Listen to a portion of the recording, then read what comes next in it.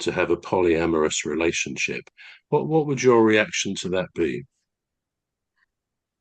I would say that generally people are lured into it. So one might want to pacify the partner by agreeing to do that because it's the partner's getting a bit bored and see somebody and they think that they're quite nice and would like to go in that direction.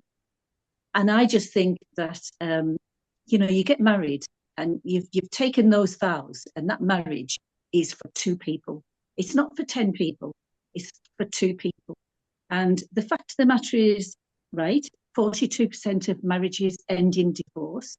But I do believe that they've gone into that for good reasons. And also, the reason for the divorce might not be that they want to go and sleep with more people. It might be that they just can't get on emotionally, or the guy doesn't do the dishes enough, or he takes them for granted. It might have nothing to do with physicality or sex or that sort of thing. And I did quickly look into this before I came on, and I found that 92% on one study, 92% of open marriages ended in divorce. All right. 92%. So that is quite interesting. Well, So it's not, mm, and I know that there's those families in the USA predominantly who have many wives, and they all live together. Well, I don't really know what to make of it. I just think it's really, really weird. And I think it's probably on the man's side is just being a bit of an old fashioned, bigoted, what's the word? Um, Somebody who thinks that they are the overall powerful person in that relationship and they all bow down to him. And, so he takes as many wives as he wants. And yes, they get on well together. They help run the houses together and everything. But, it's weird. It's absolutely weird. What two people, one relationship, that's fine. If you don't want that, don't get married.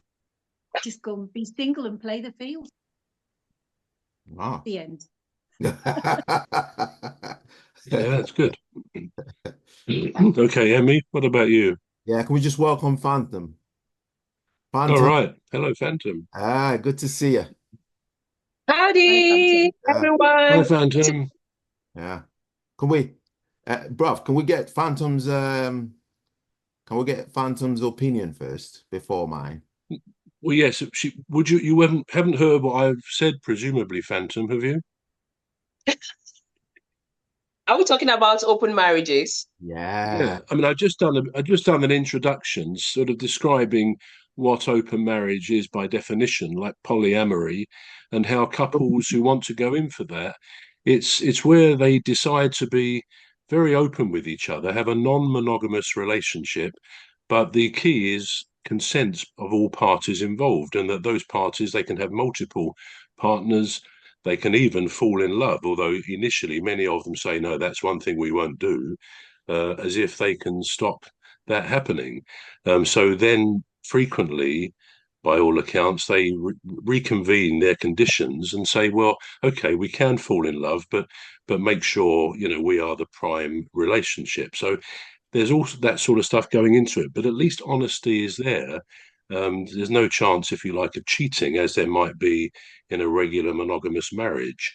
So that's kind of what I introduced, saying that there are many millions of people around the world who have this non-monogamous lifestyle, for whatever reasons they decide. But it is done with honesty as the intent. I was interested in the statistic that Rose gave there, which is not one I'd found, that said 92% of non-monogamous or polyamorous marriages end in divorce. That's an interesting one.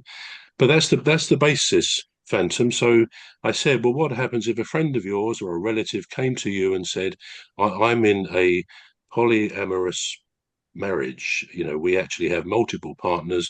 It's very good for us. We're happy. We tell each other, everything they want to know. We give each other total consent, and we're very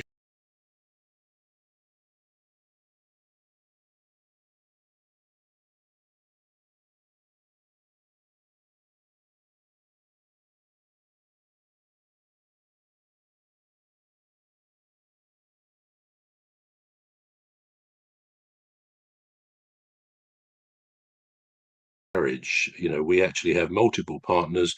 It's very good for us. We're happy. We tell each other, you know, everything they want to know.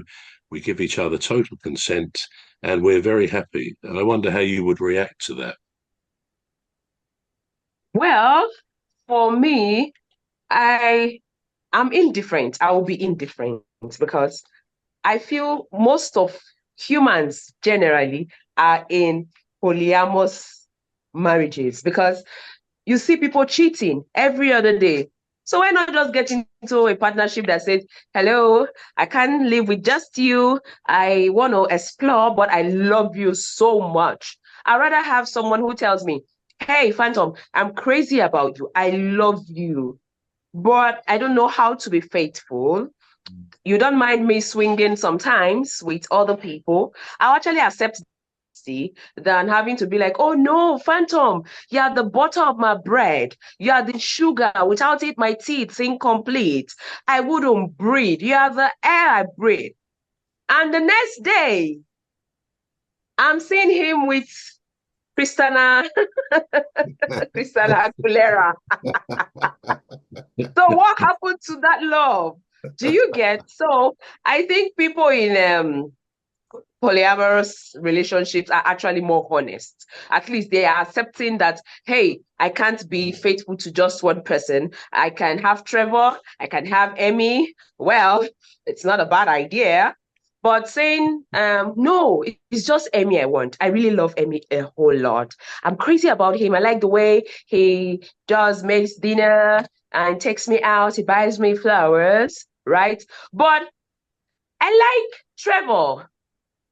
But then I now go and stick to Emmy. Then I'll not start cheating on Emmy. It's wrong.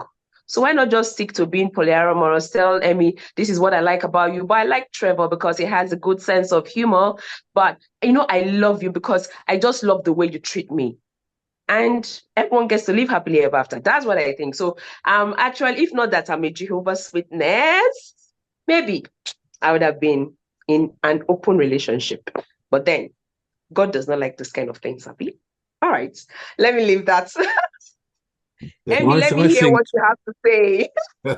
well, Phantom, I was just going to say, Phantom, that I think you, Emmy, and me should go out for a drink tonight.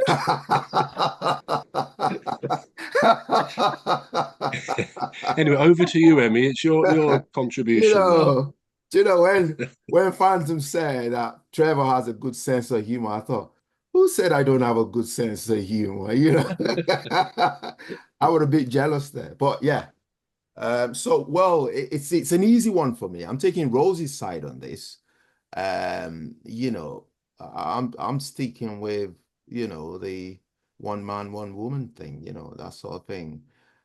Because I know I don't care what the statistics say about it not working and people splitting up and stuff like that, but you can't give your heart to two people. It's impossible.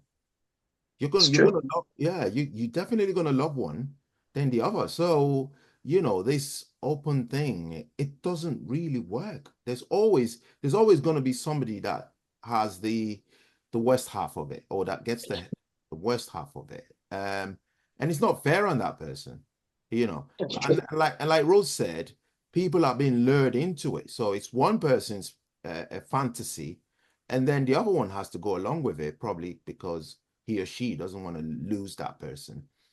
So I don't think it's really as